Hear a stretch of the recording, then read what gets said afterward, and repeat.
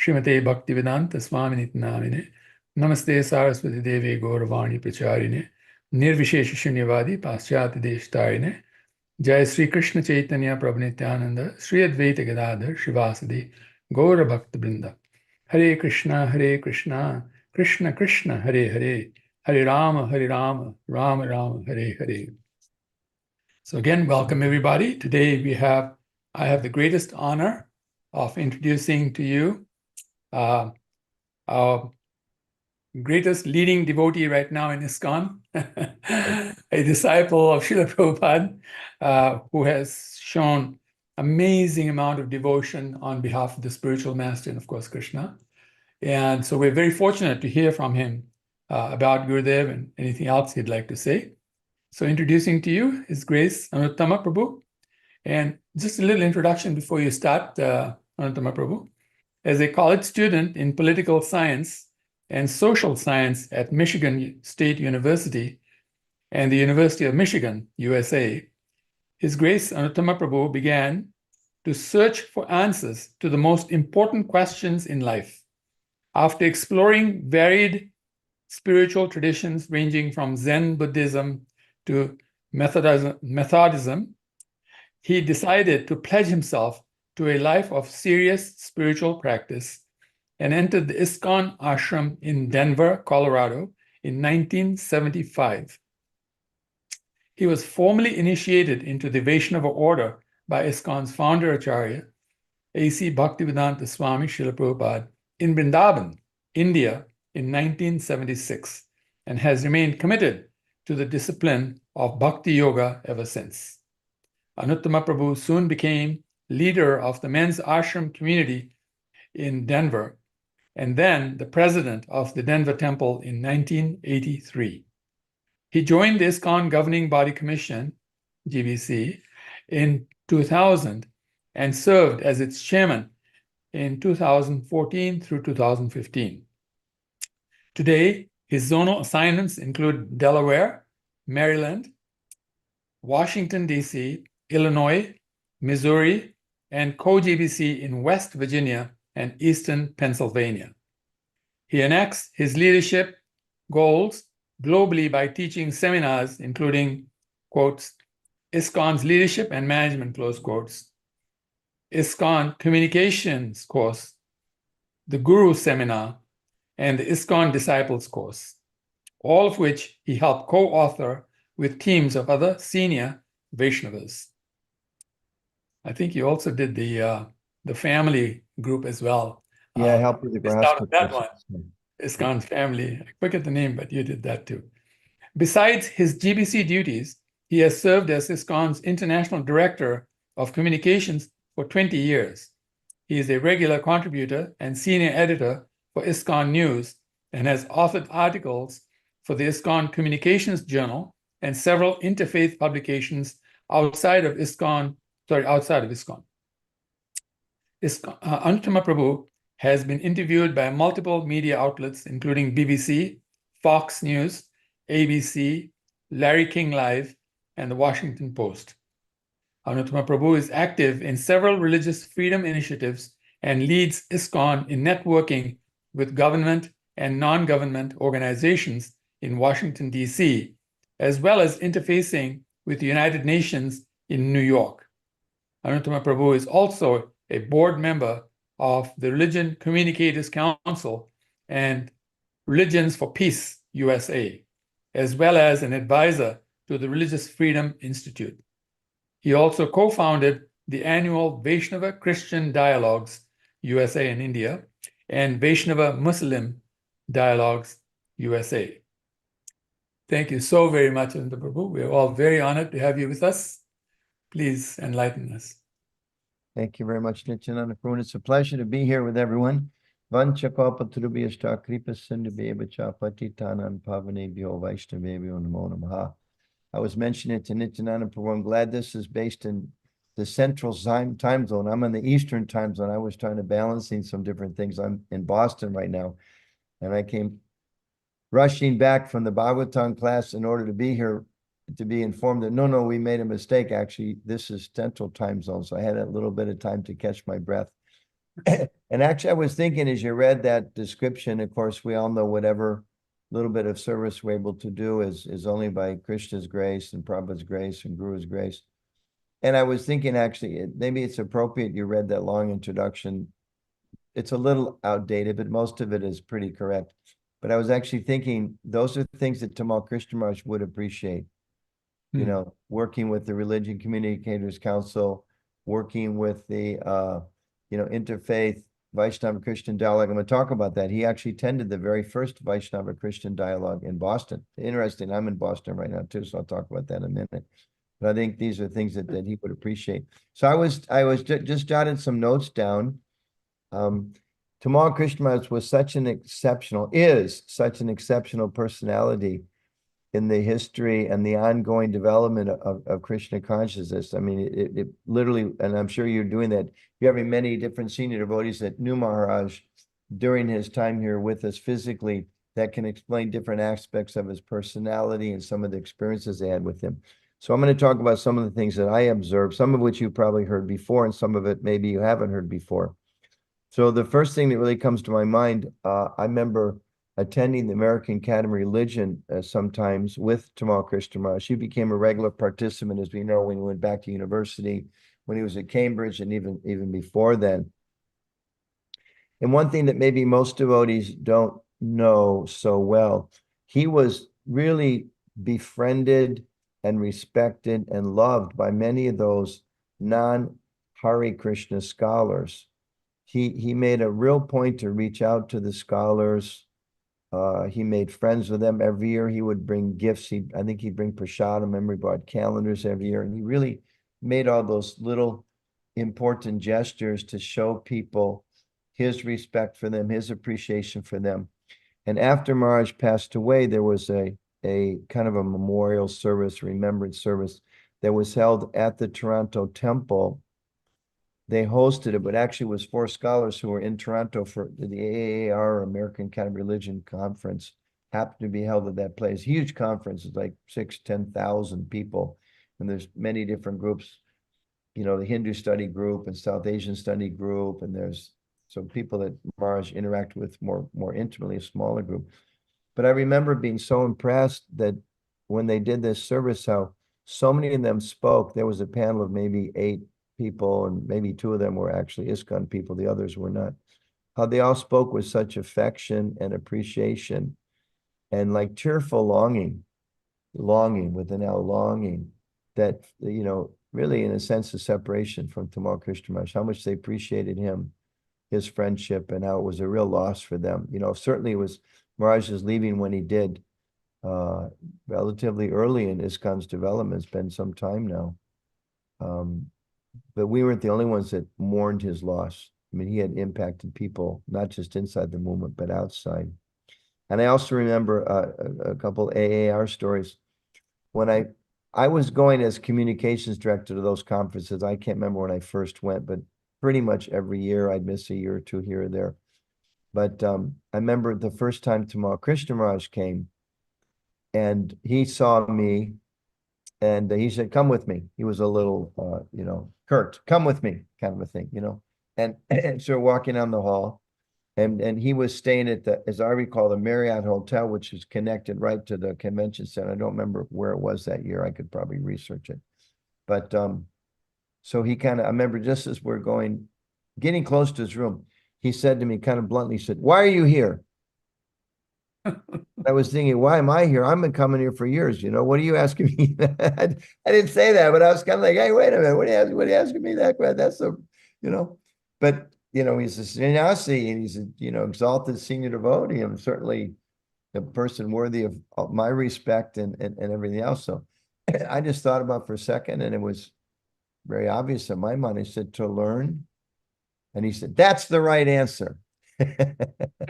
Like that, like, why are you here challenging me? That's the right answer. He was very happy to hear that I was there, not because I'm gonna like try to impress people. And you know, remember the oldest, you know, Bhagavad Gita, written scripture, you know, not that, but I'm there to learn from those people. I'm there to learn from that sangha of academics, and he appreciated that.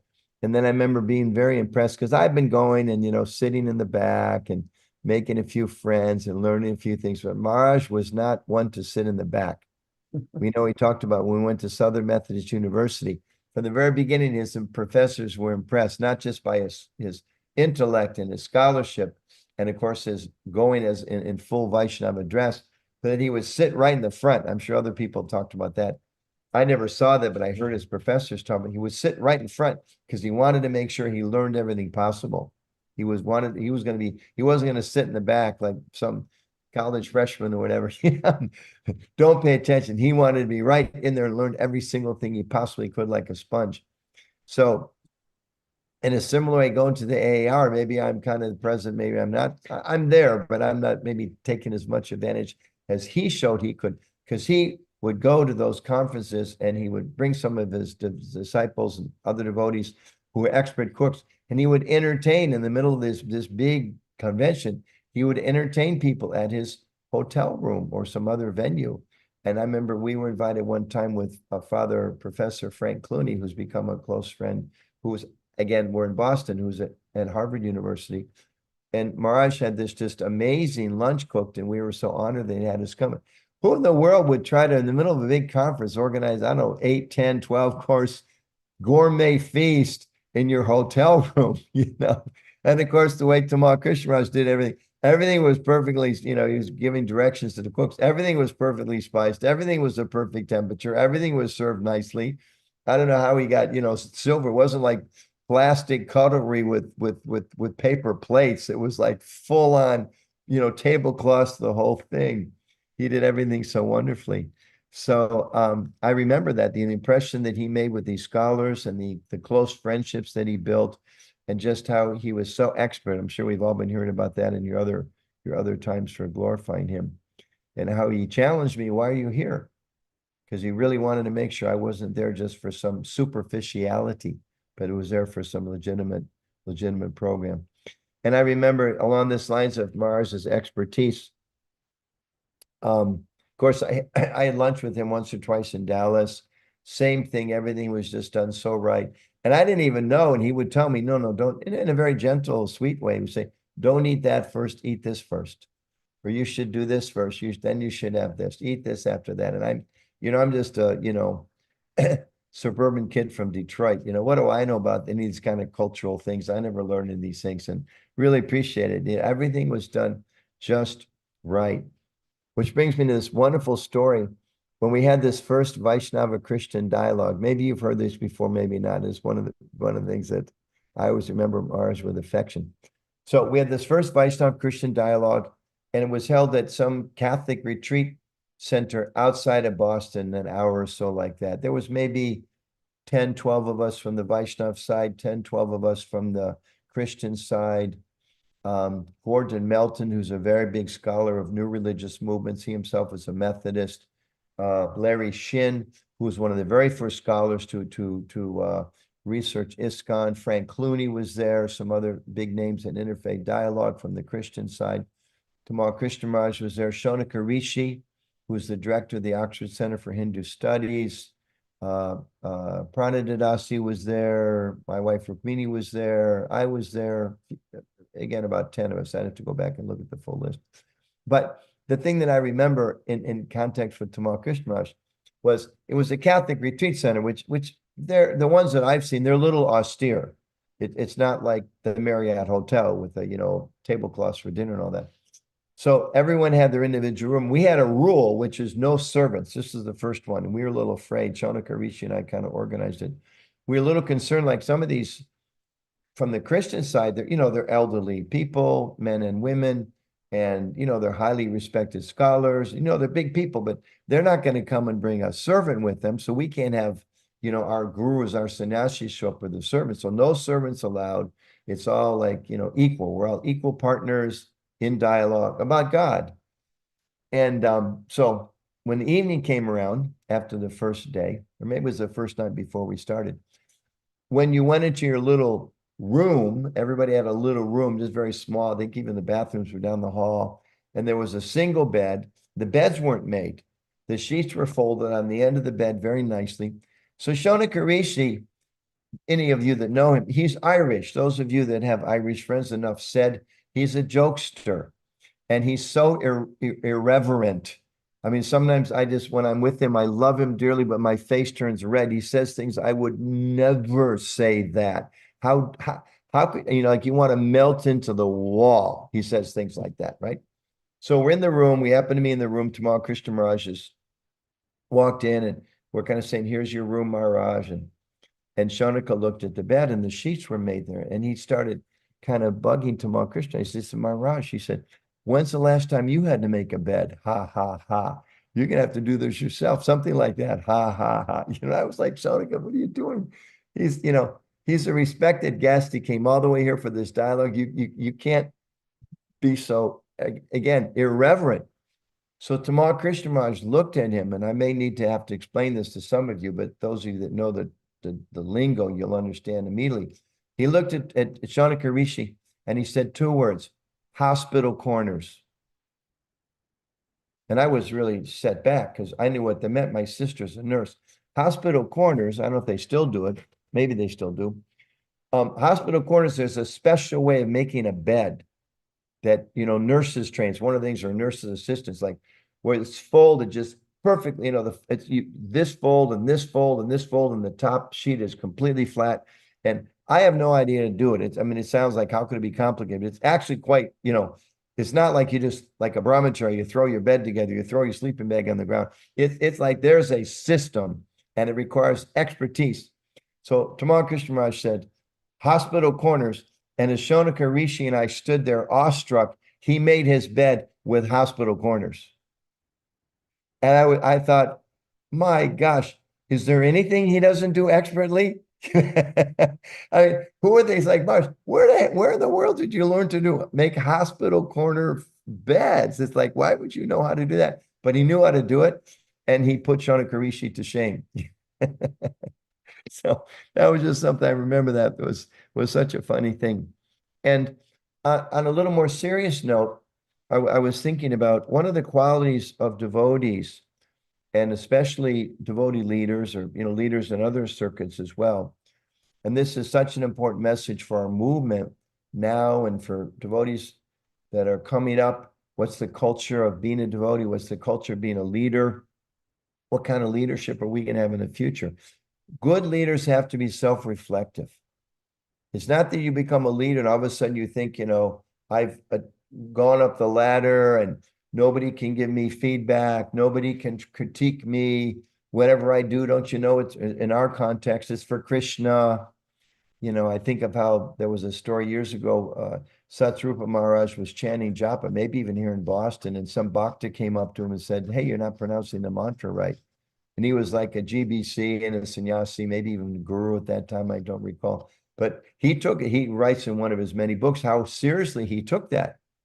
He didn't think like, who's this bhakta who can tell me what to do? He's very introspective and self-reflective and willing to correct. And, Tamal Krishna Maharaj was in many ways the acharya of correction, of self-correction, of self-reflection. He was such a strong personality. He did so many things that most of us would never have the strength to do. He had that inner strength. And at the same time, he was so powerful and so influential in our movement. He didn't do anything in a small way. And I think Maharaj would laugh if he is listening to our conversation perhaps right now. I think he would laugh along with me this. I was just thinking as I prepared a little bit for this, I thought it's appropriate to say, and please hope nobody's offended, Tamal Krishna Maharaj did nothing small. Everything he did was big. Even his mistakes were big. He didn't do anything small. So it comes to mind in terms of that. And he went on to fix those. That's what I want to highlight. He fixed those. He was so self-reflective. How can I do better? How can I be a better servant for Krishna? How can I better understand the mood of Srila Prabhupada and the mood of Lord Chaitanya? He was always ready to be corrected by Srila Prabhupada and to do better. And the classic one, of course, is Maharaj had a big part to play. I joined the movement in 75, went to India in 76. I was just a bhakta. I didn't know what was going on, but something was going on because there was a lot of, whispered talks in the hallway and things that they didn't want bhaktas to hear about. And, the GBC was going in and out and all of this. based around this idea that devotees had come forward. The GBC had actually passed legislation. Tamal Krishna Maharaj was one of the leaders of that thinking. All the women had to move out of the temple, and all the grahastas had to move out of the temple because, there are obstacles and there are distractions, and, we need more brahmacharis that can distribute a lot of books, and we need more sannyasis. It was a certain vision, which was not broad enough, it was not inclusive enough, but it was for the purpose of pushing on the movement. And there's a whole history there. Prabhupada, the temple presidents went to Prabhupada and complained and said, this is not proper. And if we do that, there won't be any left in the temple. And Prabhupada personally corrected. And then he took it as an opportunity, sent Tamal Krishna Maharaj to China, where of course he went on and did phenomenal things. So we see, Krishna and Prabhupada and his dedicated servants that can do such phenomenal things in any circumstance. But I bring this up because Tamal Krishna Maharaj, he made a mistake. But later on, and those of you in Dallas know this better than others may, he was one of the very first ones to focus on building a Grahasta community. When he went to Dallas and we got that beautiful church, which was turned into the gorgeous Kalachandi's temple and restaurant, just stunning. I visited there when we first got it. It was an embarrassment. I remember opening the door, the president there opened the door. We came for traveling Sankirtan from Denver. It was like, this is the temple? The temple was like an old gymnasium, and we all know gymnasiums like the, white linoleum tile or asbestos tile floor and bright lights and concrete. It was like, oh my gosh. But come back a few later, it's just a gorgeous town. All those BG Sharma paintings. I still don't know how you got all those BG Sharma paintings. Little tiny BG Sharma painting. Anybody's got one of those these days is like a treasure. And you go to Dallas, we probably have the collection of I don't know, somebody, maybe you have done that research. Phenomenal that they have those paintings there. But Maharaj, Tamal Krishna Maharaj went from this, we have to tell the ladies and the Grastas to move out for the purity of the movement, to being chastised by Prabhupada, to being corrected by, the whole GBC was chastised. Prabhupada told them, undo this. I don't accept this decision. It's wrong. We have to accept the devotion of everyone. We can't discriminate. And then Maharaj was, was sent by Prabhupada to China, which was, again, Krishna's plan. But Maharaj took that to heart. Okay, I made a mistake. And how do I rectify that now and in the future when he created that Grahasta community? So I think that's such a wonderful example for all of us, because all of us can become a little proud of our, our little accomplishments or whatever little position we have. And we can think that, I've done this and it should stand as some great thing that I've accomplished, rather than thinking by God's grace, by Guru's grace, Prabhupada's grace, I've done a little service, and it always can be improved. And I can always improve, and I can always do better. So I think Maharaj is such a wonderful, wonderful example of that beautiful mood of give everything to Krishna, and at every moment be ready to be corrected and to know how we can do better and how we can improve. And I'll just end with a couple more stories. Rukmini's joined us. She's going to speak in a few minutes, and she had a lot of very personal association with Tamal Krishna Maharaj, especially in the earliest days of ISKCON. But I remember in that mood of Maharaj's wanting to know how to do better at every moment, and how we should follow his footsteps in that way. Be bold for Krishna and be ready to be corrected by Krishna. Do big things for Krishna and be ready to be corrected by the devotees. And sometimes it's not even devotees. Sometimes it's not a very senior devotee, like with Satsrupa Maharaj's example, like the Bhakta said, excuse me, Prabhu, even though he's a Swami, you're not chanting the full mantra. So sometimes even outside people come and they'll say something to us, and you are rather rude. We shouldn't think, well, who are you talking to me? I'm a devotee. I got a thread, or I've been initiated, or Pujari or whatever. We should never think like that. The more senior we are, the more open we should be for correction. So case in point, Tamal Krishna Maharaj came, one of the last AARs I believe he attended was in Denver. I was also there. I'd been a Denver devotee. I'd moved to Washington to do communications work. Maharaj gave the Sunday feast class. He'd just come from the AAR. You're with all kinds of academics. You're academically self-critical, which is great, but there's a certain time and place for everything. He came and he gave a Sunday feast, which was a little heavy for the Denver Sunday feast crowd. He's speaking like he would be talking to a bunch of scholars. I myself was a little like gulp. I don't know if that was the most appropriate mood, but I'm sure everybody got purified and this and that. That was all I really thought of it. But 4 months later in Mayapur, and I believe this is right at the same time when Maharaj came to Mayapur, just when he left. And I was chanting japa in the temple, and some devotee, I don't remember who, came up and kind of tapped me on the shoulder, said, Tamal, Krishna Maharaj would like to speak with you. And I thought, really? It's like 6 o'clock in the morning. Why does he want to speak to me? It's japa time. So I went up to see him, and I can still see him sitting. He was sitting on the floor like on some kind of rug or something. And he'd been reflecting on this lecture that he gave. AR's in November. The Mayapur was February-ish, maybe March, generally February, late February. And he said to me, he offered obeisances, exalted soul, but he offered obeisances, Manchakalpa. And I sat there, was, maybe 20 feet away from him. And I remember he was like on the floor, kind of kneeling, looking up, maybe like holding his head part of the time. And he said, Anuttama, do you remember that talk I gave in Denver at the AAR at the Sunday feast? I said, yeah, Maharaj, I remember it. He said, Naikatma's the temple president there. I was temple president before, then he was there for some time later. And he said, Tamal Krishna, I said, I think I really, how was that talk? I think Naikatma was upset with me and I feel so bad. I remember him saying, he's such a good man. He said that a couple of times. He was such a good man. And I feel I really disturbed him. What did you think of that talk? And I remember thinking, okay, he's asking me. So I said, well, Maharaj, in communications, we talk about you really need to understand the audience well, and what are their needs, interests, and concerns. And, maybe it wasn't, I was, gentle. Who am I to give feedback, right? But he was asking for feedback. Maybe it was a little inappropriate for that group. We all need to be more sensitive to who's the audience. And I remember he had his hand on his head. I was really a little shocked because Maharaj is so senior to me. I mean, so much direct association with Prabhupada. He established temples around the world. He headed up the Radha Damodar party. He opened China. He went back to university, got a PhD. Of course, later after it was awarded to him after he had left this world, but he was, that close to finishing while he was physically present. And I was, he's so exalted, the Vaishnava. But he said to me, I said, we have to be sensitive to the audience. And he was like holding his head in his hand. He said, I just can't do it. It's so hard for me to do that. So he was like, I was feeling like, wow, what, he's expressing this in front of me. Who am I? I'm just so junior. But it just struck me that here's such a powerful devotee.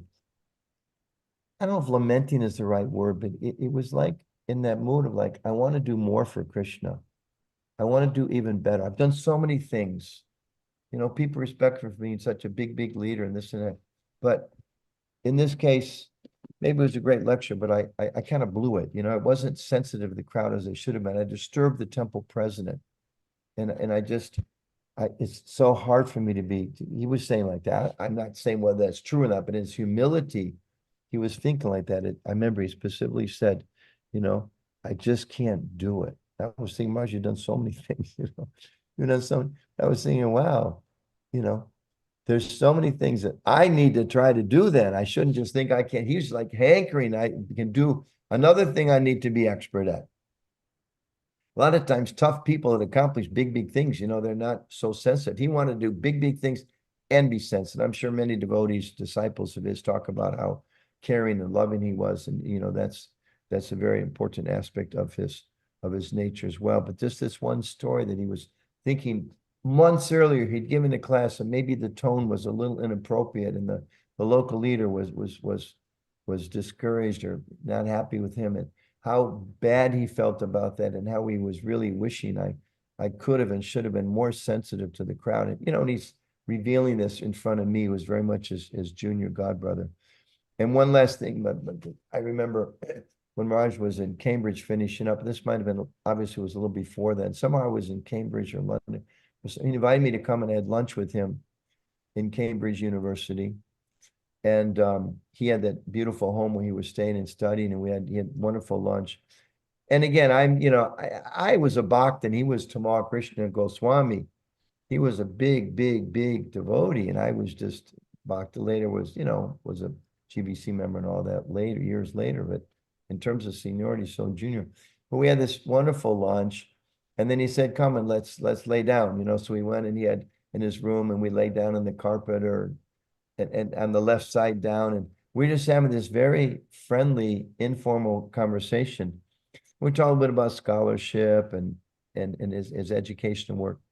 And at one point, he kind of mentioned one of the educational initiatives within ISKCON and how, compared to like Cambridge, this particular place in their kind of like guidebook, it had mentioned that we don't have toilet paper.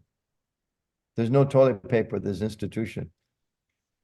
And here he is, you know, he's at Cambridge, and I have a little bit of understanding of the culture because I'm going to these conferences and have a lot of scholarly friends. Like, it's not the kind of thing you put in the syllabus for Cambridge University.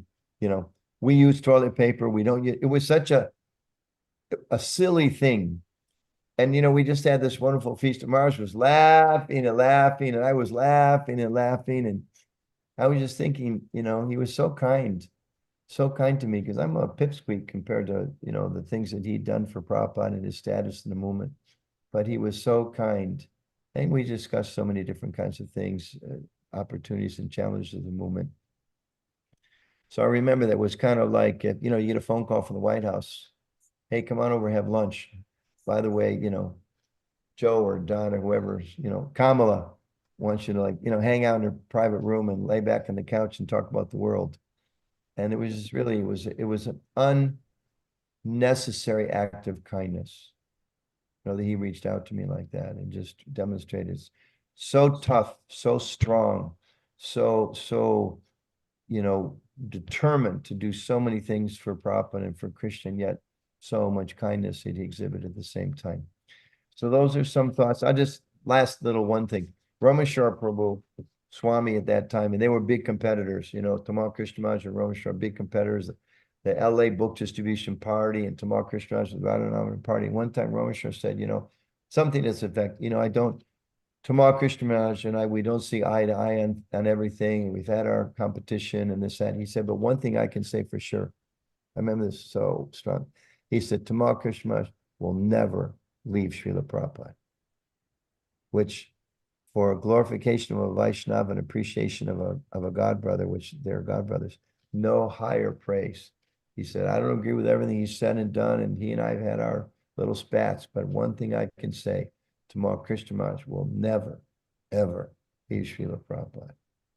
So, Tamal Krishna Maharaj Ki Jai, such an exalted personality. And we're all fortunate to have his association. Those of you that are his Siksha disciples or direct Diksha disciples, you're so very, very fortunate. And we know, you know, Tamal Krishna Maharaj probably passed away in 1977. Maharaj kept things going for another, you know, 20 plus years when he was with us. And many of you, you've been serving in physical separation of Tamal Krishna Maharaj for so many years, continuing what he taught you about the need to serve in separation and the need to be strictly attentive to our responsibilities. And I offer my respects to all of you as devotees who appreciate Tamal Krishna Maharaj, as servants of Tamal Krishna Maharaj, and I pray that we all can develop his mood of strength and compassion. If we can develop just a drop of that quality that he had, we can do something for the world and something for Krishna. So thank you very much for giving me the opportunity to be here and say a few words about such a wonderful Vaishnava. Hare Krishna. Thank you, Anuttama Prabhu. Anuttama Prabhu Ki Jai, Srila Prabhupada Ki Jai.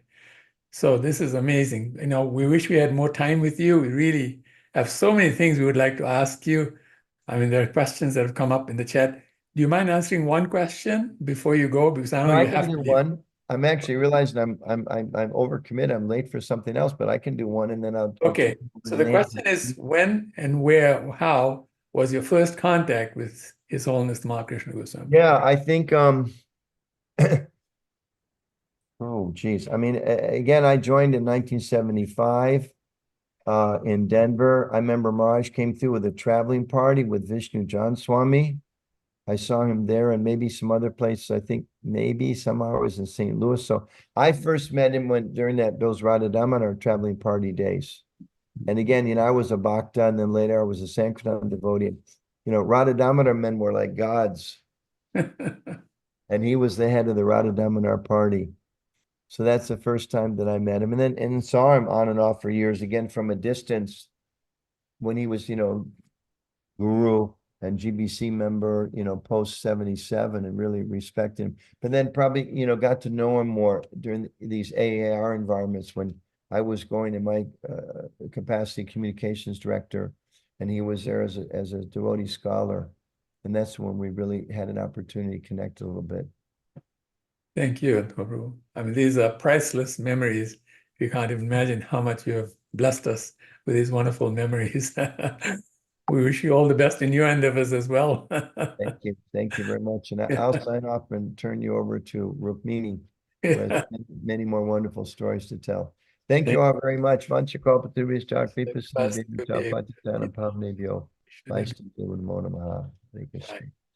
Hare Krishna. Rukmini Prabhu, are you here with us? I think I see you, but I guess when you start speaking, it'll show up as you being this person speaking. But please accept our humble obeisances. Vanchakalpatarubhascha, kripasindhubhyevacha, patitanam pavanebhyo vaishnavebhyo namo namah. And I'd like to introduce you before we speak, but we're so very honored to have you with us. So Her Grace Rukmini Devi Prabhu joined ISKCON in San Francisco when she was 16 years old and was initiated by Srila Prabhupada in 1968 in Montreal. She has served in Boston, New York, and Los Angeles as Pujari. In 1972, she was sent by Srila Prabhupada, along with a group of other artists, to Mayapur to learn the art of, quotes, putul, P-U-T-U-L, or clay doll making, for the purpose of creating theistic exhibitions. 2 of these exhibitions were completed in the Los Angeles and Detroit ISKCON temples. For 25 years, she owned a business in Washington, D.C. called as Kindred Spirits, which donated to ISKCON Communications, Children of Krishna, ISKCON Child Protection, as well as other outreach projects. She is the founder of the Urban Devi Collective. She is a board member of Bhakti Center in New York City and the Bhaktivedanta College at Radhadesh in Belgium. She is currently teaching and leading workshops and retreats in New York and the Washington, D.C. area. She lives with her family in the Washington, D.C. area. Welcome, Mother Rukmini Prabhu. We're so very honored to have you with us. Please enlighten us. Thank you so much. Thank you to all of you, wonderful disciples of Tamal Krishna Goswami, and those who were also inspired by him. He inspired so many. So yeah, I just have a few stories, really, not so many, but because I came to that amazing temple in San Francisco, that was July of 1968. So he had just come to that temple just 3 months before.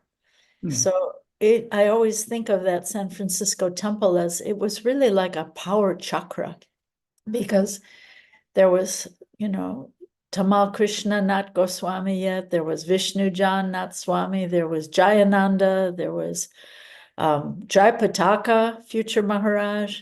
There was Mukunda, future Maharaj. There was Shyamasundar, Malati, Yamuna Devi, Janaki. And it was just a powerful, powerful chakra. And when I walked in the door with my one girlfriend, we walked in together, and the first person to speak to me, it was a Saturday, and the devotees had just taken prasadam. It was around midday, and they were kind of milling around. But the first person who walked up to me and broke the ice and made friends with me was Tamal Krishna. He wasn't shaved up yet. He was just new, and he, we just really had a nice bond. He was so friendly and kind, and he took me around to the different paintings to explain to me the different paintings in the temple room. And when we got to the painting of Lord Nrsingadev, I said, oh, that's horrible. And he just looked at me like I was crazy from outer space. He said, that is Lord Nrsingadev. All the devotees love Lord Nrsingadev. I was like, oh, I'm sorry, But I remember at that time he asked me, he was speaking in communications lingo as Anuttama Prabhu was just speaking about needs, interests, and concerns. So he was immediately geared into what was I interested in? How could I be inspired to come to Krishna consciousness? So he asked me, what are you interested in? And I said, I'm interested in yoga. And although I hadn't done any yoga, I was interested in yoga. And he said, well, what is the purpose of yoga? And I remember saying, well, to realize oneself and to realize God. And so he was onto that. And then he asked me, I have a sort of an artistic tendency. And I had done pottery, I had done a lot of ceramic art. And he was showing me that Yamuna Devi also had been a potter, and he was showing me all the pottery that was there in the front window in the plants, trying to find some crazy way to engage me, But then, so then if I would come to the temple, and if I didn't show up for one day, he would be, why didn't you come yesterday? You need to come every day, so it was I think it's so important for all of us to know that in order for people to make that cultural shift, there needs to be a personal concern, a person who cares. And I think that's, we have a personalist philosophy, but very often in our temples, we're very impersonal in our behaviors. New people come, to me, the most sad story is when you meet someone at a temple and they say, you say, have you been here before? And they say, yeah, I was here once about 6 years ago, but nobody talked to me, so I never came back.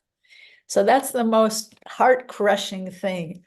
So he was that very personal outreach link for me that, made me feel like I could be part of this family. This was something very, very special. It was, at that time, 1968, this was just sort of after the summer of love, but things were becoming more decadent in San Francisco. And, but there were these famous San Francisco families, like, the Grateful Dead and Jefferson Airplane or whatever they were, the holding company. There were these famous families. So this was a family. And I think it's something we can look back to today, that family atmosphere is very, very important. I think in certain sectors, people are trying to recreate that family mood. I love the Krishna house model that Kalakanta Prabhu is working to create in different areas. I think in Dallas, you have a Krishna house. Yeah, so it was a family mood, and you felt like, yes, this is a family that I could be a part of, So one thing that was very interesting at that time was this group of 6 plus one baby, 6.5, they were on their way to London to open the London temple. Prabhupada had requested them to go to London. And so Tamal Krishna, not Maharaj yet, Tamal Krishna was saying to me, he was saying, after they're gone, there's not going to be any good association for you as a young woman devotee here in San Francisco. So he was advising me that you should either go with them to London, or maybe you should go to Boston, because I was interested in art, and there were a group of young women painting in Boston for Prabhupada's books. And so he said, you should either go to Boston or you should go with them, because there won't be good association for you here. So I always remember that as so exemplary, because he wasn't concerned for his own temple and who's going to put their fingers in the dike in our temple here, who's going to fill the services. He was really concerned about me and my welfare. So I think that's a great example for all. ISKCON leaders, temple leaders, that we should be concerned for the welfare of the individual people over projects. And that was my experience with him at that time. So I did end up going to Boston, and I didn't see him for many years, actually. He became a sannyasi. And I think we all know that we could almost see Tamal Krishna Maharaj's life in phases.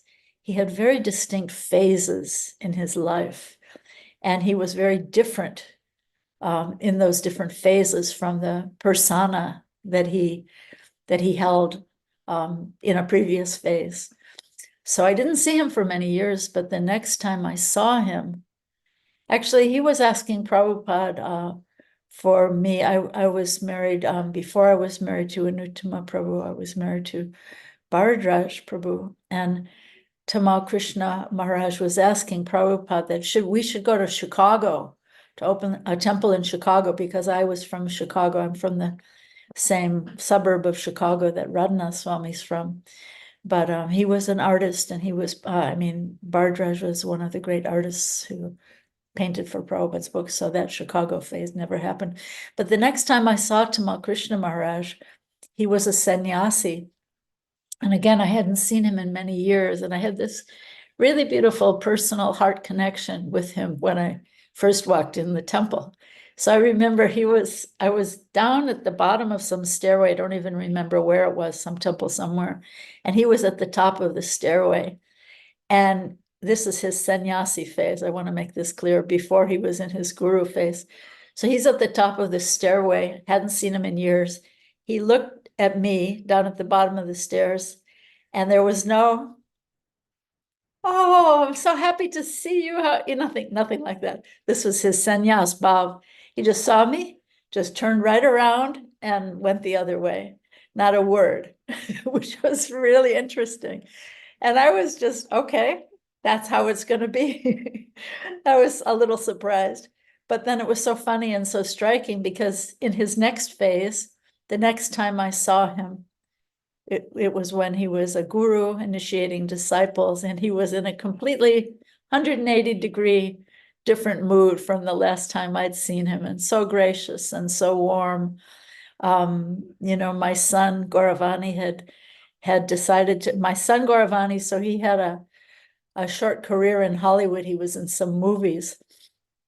And maybe I'll share this. So Gauravani at one point decided to move into the temple in Los Angeles and become a brahmachari. And so he shaved his head, became a brahmachari, and Tamal Krishna Maharaj was visiting at that time.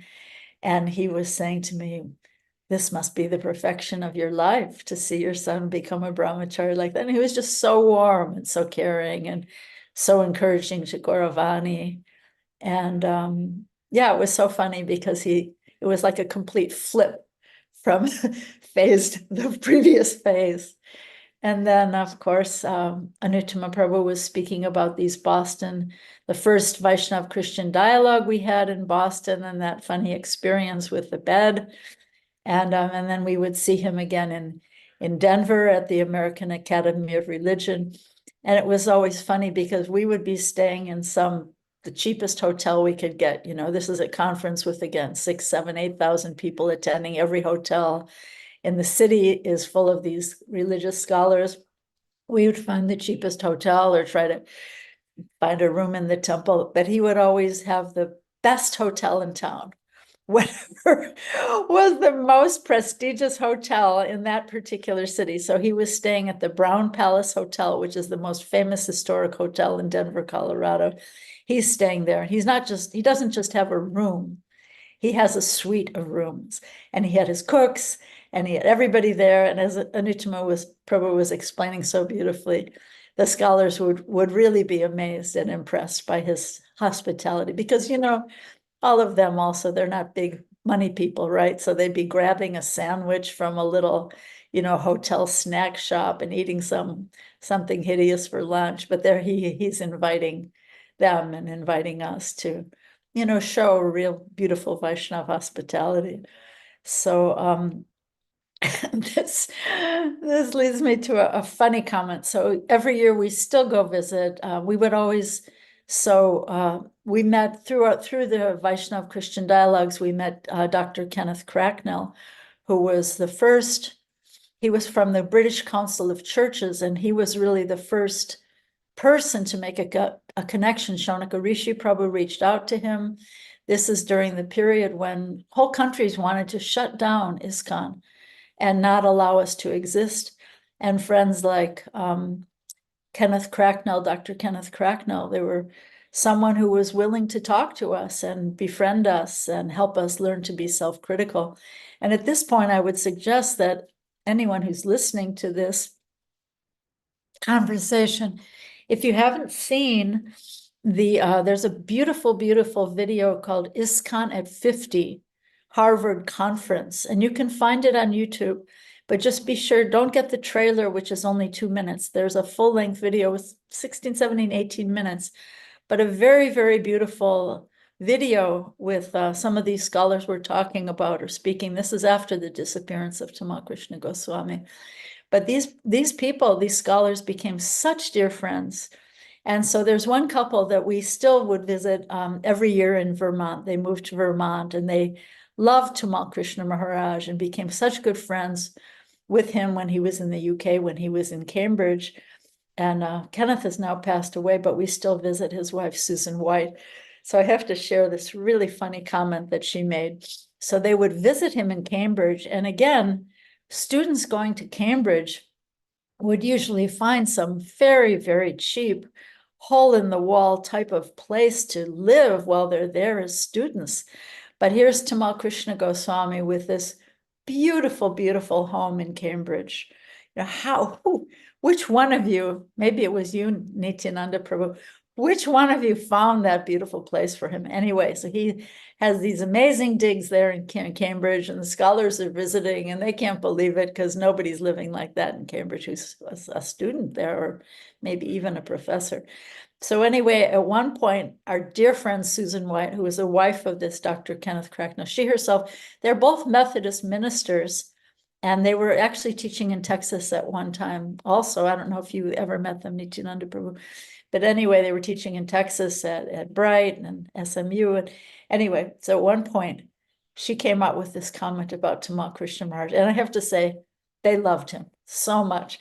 So, but she said, and this is a quote from biblical literature, that somewhere in biblical literature, it says that one cannot have God and mammon, or in other words, material things at the same time. It's like having one foot on one train and one foot on another train. You can't have God and mammon at the same time. This is some biblical quote. But then she said, unless you're Tamal Krishna Goswami, and then you can have both.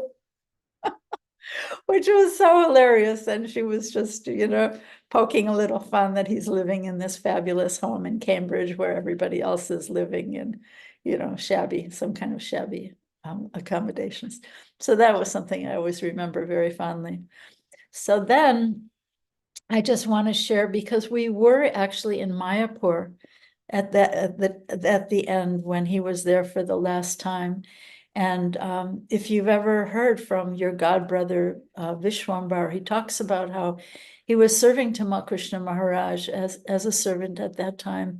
And he remembers Maharaj saying goodbye, as though he almost knew, as though he almost had a premonition that this would be his last time in Mayapur.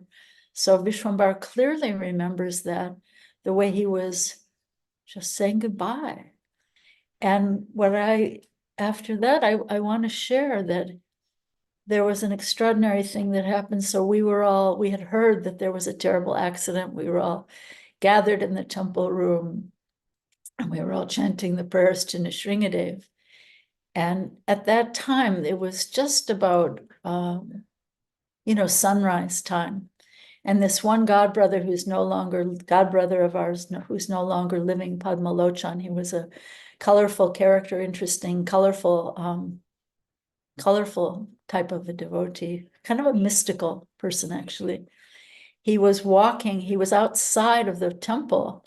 I don't know if you've heard this before, maybe all of you know this story. And I'll recite it as best I heard, as best I can remember.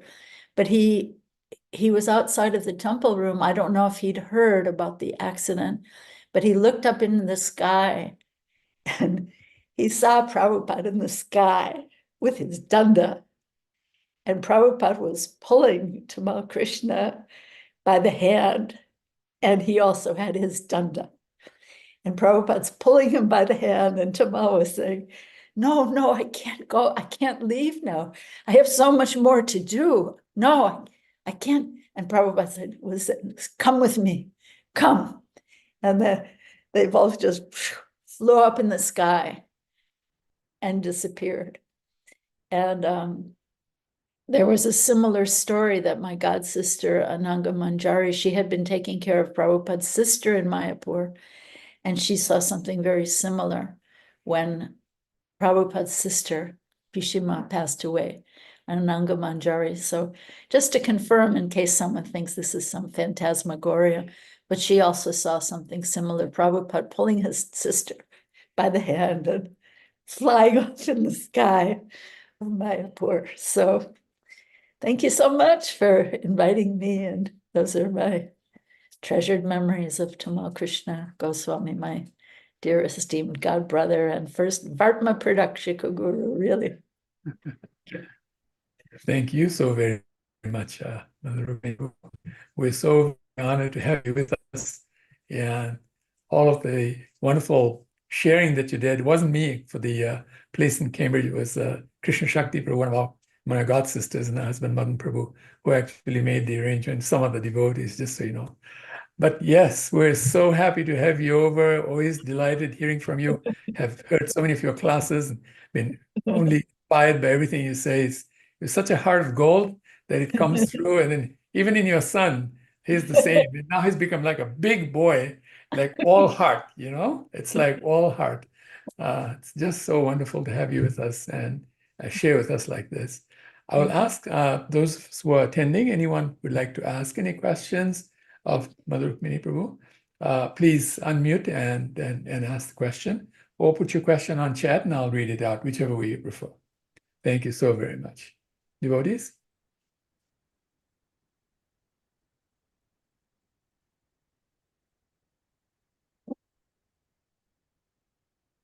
While somebody is coming on, I wanted to ask a question myself of you. Amongst the current initiatives that you are doing in terms of helping devotees feel more empowered as persons, like feeling like they're really loved in the movement, they're really cared for in the movement, and they'd like to share this type of caring and love with others who don't have that great fortune, especially today as we see in the world. There's so many difficulties and people losing their minds. Just a month ago, I read that some psychologists came out with a report that now 90% of America has mental problems. I mean, what has happened is so terrible around the world. And in that, I know that you're driving some initiatives where you try to reach out and help devotees understand how to care for one another better, how to love one another better, so that we set a good example. Because our philosophy is really love parading as a philosophy. It's actually what it is. And you're right at the center there speaking about this. Can you share what experiences you're having in terms of how it's going for ISKCON internally? Yeah, I would say, honest, thank you for asking, Prabhu. I would say, sometimes we face sectarianism in ISKCON. Sometimes, I particularly, my outreach is to women, and women who've just come to Krishna consciousness or exploring bhakti through wisdom of the sages or yoga classes, or I also interact. I have something that I do once a month. If any of you listening would like to join us, we have something that, as a matter of fact, just in a few minutes, we have our monthly Sangha starting, but it's called Urban Devi. So it's a women's Sangha. And we meet online. This is the gift of COVID, that now people from all over the world can be, together online for these kinds of classes. So this is for women. It's an initiative to encourage women. It's we meet for an hour and a half, different women present, And then we have, we break out in little breakout groups with a couple questions, and then we join in the plenary and people express their hearts. So it's just for women, and sometimes women in a temple program don't express their feelings so openly. As a matter of fact, I recently heard that Srila Prabhupada said he wanted 2 women on the GBC, and his reasoning was, he said, because sometimes women and children don't feel comfortable to express if they have any problems. It was almost prescient, that he had some, premonition that there could be problems in the future, and so he was saying, sometimes women or children don't come forward to speak to men if they have problems. And so the community that I'm reaching out to, many of the women are, I would say some of them, they say they still chant, they still love Prabhupada, but they don't want anything to do with an ISKCON temple because they've had bad experiences with the temple president or with their husband or with some ISKCON authority. So I feel like my work is trying to encourage the women to take the gifts of Prabhupada and don't let anything discourage you or dissuade you. But I think for us, it's very, very important that I call it radical noticing, that sometimes, maybe I'm just walking into the temple and I'm ready for kirtan, or I'm walking in to do something, some service, but I notice that someone is maybe in a corner depressed, or maybe online I see someone's face looking anxious or depressed or isolated. So I think this radical noticing is very much part of radical personalism, that we have to notice and take our time to reach out in the way that Tamal Krishna Maharaj reached out to me in San Francisco. Because for me, that could have just been a momentary curiosity that I came to explore what's going on here, and I could have walked out and never come back. But because he was so personal and so caring, it clicked for me. So we have to, remember with gratitude, whoever that person was. Maybe it was Tamal Krishna Maharaj himself, maybe it was someone else, maybe it was someone just sweeping the temple, but that person who helped me make that connection. So we have to pay it forward. We have to make sure that we do that for everyone we meet. And maybe it's not even telling them about Krishna. Maybe it's just by the way we act in our office or in our home or with our kids or with our neighbors. Maybe it's just that radical personalism. And there's so many stories of Srila Prabhupada like that. I'll share one that I told. We're in Boston right now. I'll share one that's a sweet story that we shared yesterday. So Prabhupada was in Philadelphia, and there was a rented duplex, 2-sided house, and they had rented one for Prabhupada for the few days that he was there. And all the devotees were waiting outside to go on the walk with Prabhupada, and Prabhupada was just coming out, and there was an elderly lady sitting on the front porch of the other side of the duplex, sitting there in a chair. And all the devotees are waiting for Prabhupada, waiting for him to walk up the sidewalk and go off on the walk with them. Prabhupada didn't do that. He walked out the door of his side of the duplex, turned around, and went over to speak with this elderly lady who was sitting in her chair. And so Rabinda Swarup tells this story that the devotees were so shocked because Prabhupada was just talking what Rabinda Swarup Prabhu called old people's talk. So Prabhupada went up to this elderly lady and he was saying to her, "Do you have any grandchildren? Do you still have all your teeth? I have my teeth," showing his teeth, and just befriending her, and perhaps this woman was thinking, these are some disruptive neighbors. What are these people doing here? They're not of my religion. I don't like them. But Prabhupada would time and time again do this, reach out and help people connect. And of course, that lady, he didn't, and the devotees were thinking, why isn't Prabhupada telling her to chant Hare Krishna? But, he made an impression, and she must have thought, what a nice gentleman, In the same way, Prabhupada was helping Mr. Chudy at 26 Second Avenue, the elderly Polish landlord. He liked Prabhupada, but he didn't like the boys who were hanging around Prabhupada. And so Prabhupada was helping him take out the trash. Imagine Prabhupada had just come from Vrindavan, a great scholar coming from such a holy place, and he is helping Mr. Chudy take the trash out. This is before the days of plastic bags, right? So what was in that trash? Meat, of course, liquor bottles, definitely probably hypodermic needles from all the drug takers. And here's Prabhupada. And the boys are, relaxing in the storefront that he's providing. So I think we have to really take these lessons to heart. These are sweet stories. Do I have time to share one more? Please, please. Okay, I'll share There's one a more. question also that's come up, so we'll Okay, ask questions. okay. There's another one that I really love, that Satsvarupa, before he was Maharaj, he was a new devotee. He was invited to attend the first initiation in New York, 26 Second Avenue. It was a Thursday night. But he was a very introverted, humble person, and he didn't feel qualified. And so he didn't go, he skipped it. But he was doing this typing work, and every Friday night he would bring his week of completed typing. He would bring the typed manuscripts to Prabhupada's apartment.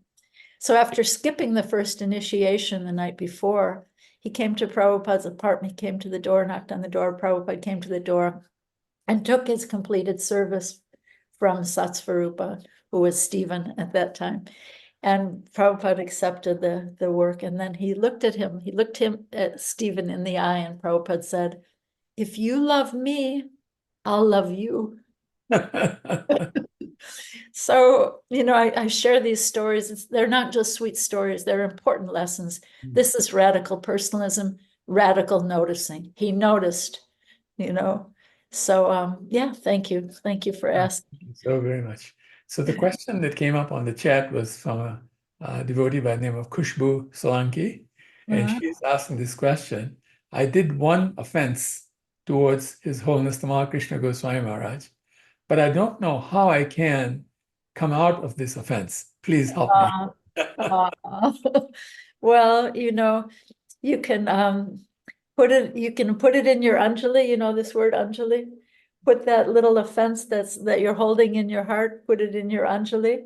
And I would say you can sit down in front of a picture of Tamal Krishna Goswami and Prabhupada and Krishna and just say, I wish you were here today for me to apologize, but I know that you're here on the spiritual platform. So I put this offense that I'm holding in my heart, because I don't want to keep holding it in my heart. So I put it in my Anjali, I put it at your feet. Please forgive me.